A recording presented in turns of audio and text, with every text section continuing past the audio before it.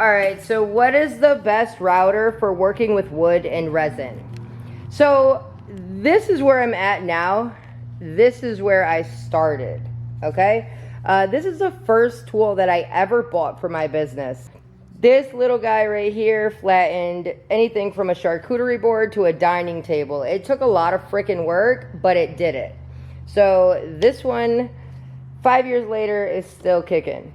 I got this one for Christmas last year because I had an accident with this one, and I just wanted something. Number one, I wanted an upgrade.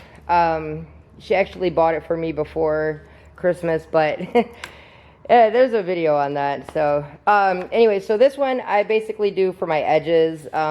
It's battery powered. It is a 20 volt brushless, but I just don't use it for flattening. My first plunge router that I ever bought was the Triton, and I've literally bought this router 3 times now. I use this daily, every day, and I would buy it again if I needed to. Like, I'm not even kidding.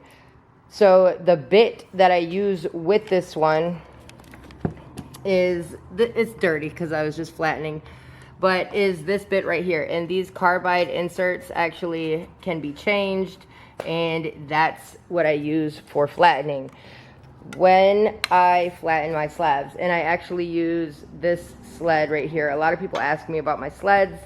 That's the one that I use typically. I also have a TOTS Take 1 too. It is from Europe, but they are now in the United States. I will link them down below. Now I have saved up and I bought myself this beast right here, and she is so powerful and so clean. I love this router. I just actually used it on my chamfer edges right here. This is a wedding flower preservation table, and this thing is gorgeous. So these are the routers that I own. What do I suggest you start with?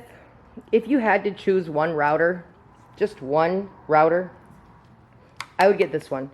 If you can afford this, I would get this. This router is about 300 bucks. It is a 3 1/4 horsepower router. They do sell a 2 1/4, and I think that one is $250. So I have the 3 1/4 just because I flatten big stuff and I don't want my tools to bog down.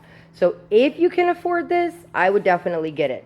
This one definitely got me through my first couple of years. So I didn't buy my first plunge router until about 2 years in, and I didn't buy my first sled until about the same time. I think I bought them both at the same time. It was almost 2 years. So if you can, this, like, look at how smooth this is. Look at, that's fingertips after an accident. Like, this one right here is everything. So this is my lineup of routers. I suggest this one for a beginner, if you can.